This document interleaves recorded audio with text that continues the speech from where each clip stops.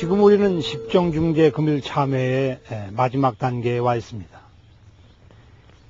이제 후련히 돌이켜보니 모든 문제는 매우 분명하여진 것 같습니다.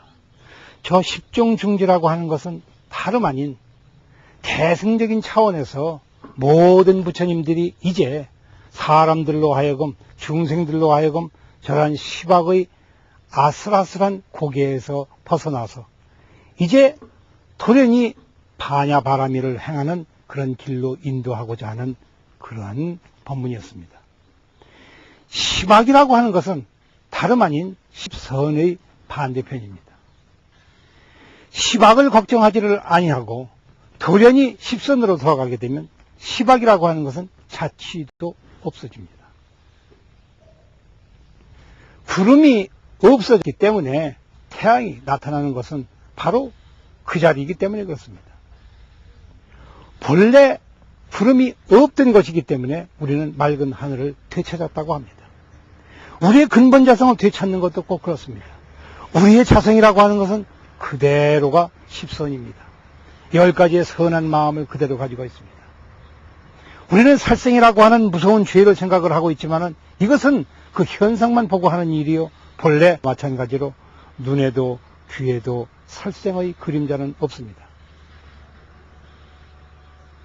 우리 눈과 귀 속에는 도리어 착한 것들밖에는 없습니다. 왜 착하냐 하면 이미 선악을 떠나 있기 때문에 그렇습니다. 이것이 옳다 지키지도 아니하고 그러다고 하여 버리려고 하지도 않습니다.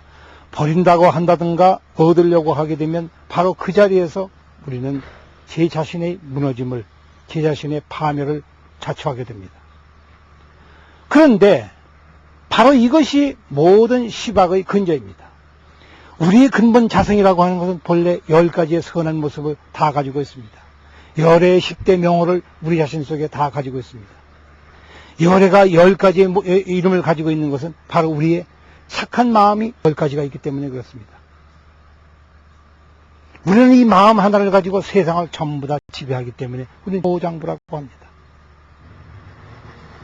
우리는 본래 그 심 그 자체가 깨우쳐져 있는 것이기 때문에 이것을 부처라고 부른 것입니다. 본래 온 곳이 없이 이와 같이 여법하게 태양처럼 밝아 있기 때문에 우리는 부처님의 태양이다. 혹은 깨달음의 태양이다 라고 부르는 것이 아니었던가요? 그렇다면 십선행이라고 하는 것은 바로 모든 불법의 기본입니다. 시박을 참여하는 것은 바로 십선을 되찾기 위해서 그러는 것입니다. 그럼 무엇이 십선인가? 저 시박들을 뒤바꿔 놓으면 그와 같이 되는 것입니다. 어떠한가?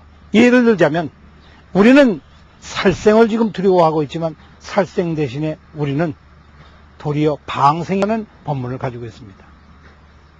모든 사람들에게 착한 말을 해주며 따뜻한 말을 해주며 그 사람에게 귀중한 말을 일러주며 그 사람으로 하여금 크게 뉘우쳐서 다시는 악한 길에 들지 않도록 잘 타일러주면 그 사람은 돌연히 마음을 바꾸게 됩니다.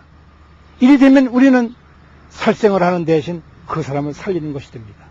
내가 비록 미워하는 마음이 있지만 그 미워하는 마음을 호련히 그치고 그 사람에게 오히려 따뜻한 마음을 내서 내가 잠시 미워하는 마음을 먹었다마는 이것은 내 불찰이요. 이제 돌이켜보니 모조리 다 나의 허물이로다.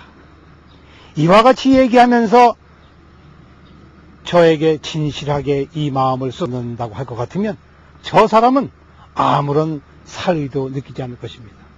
내가 죽이겠다고 하는 마음을 냈던 것이 오히려 약이 되어서 저 사람을 더욱 기쁘게 하며 눈물을 흘리면서 내 손을 꼭 쥐고 이제 참다운 친구를 만났다고 반가워할 수도 있는 것입니다.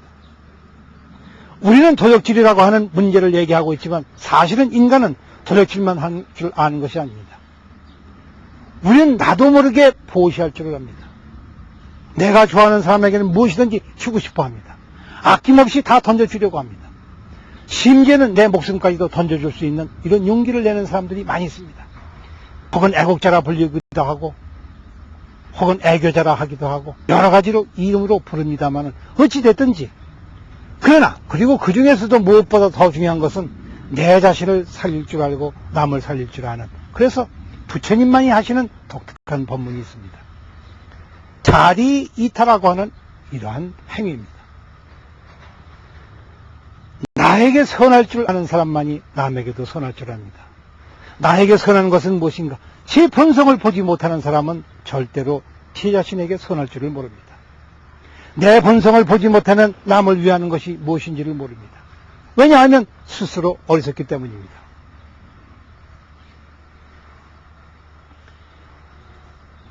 내가 어리석고 내가 탐욕에 차 있으며 내가 진해에 쪄들어서 그 술에 취해 있을 때에는 남을 미워하고 남을 질시하며 시기하고 시세음질하며 강세음질 부리면서 그 사람을 못살게 굴다가도 어떻게 된 일인지 호련히 그 어리석음을 깨닫고 이것이 다 모두 나의 불찰이로구나.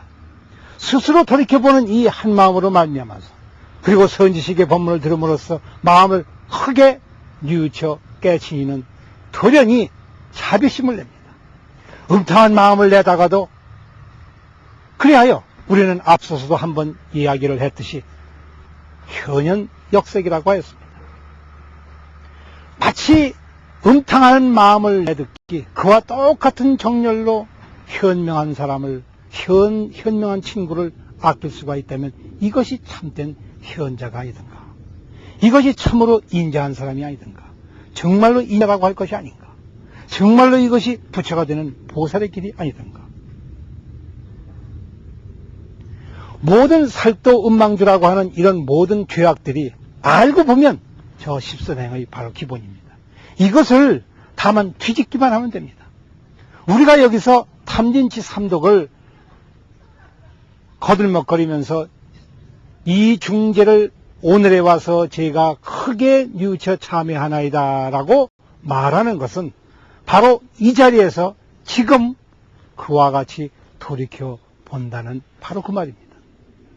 돌이켜보는 그 자리가 오늘이요, 돌이켜보는 그 자리가 바로 십악이 십선으로 되는 것입니다. 악이 따로 있고 십선이 따로 있다고 할 것 같으면 이것은 부처님의 법문이 아닙니다.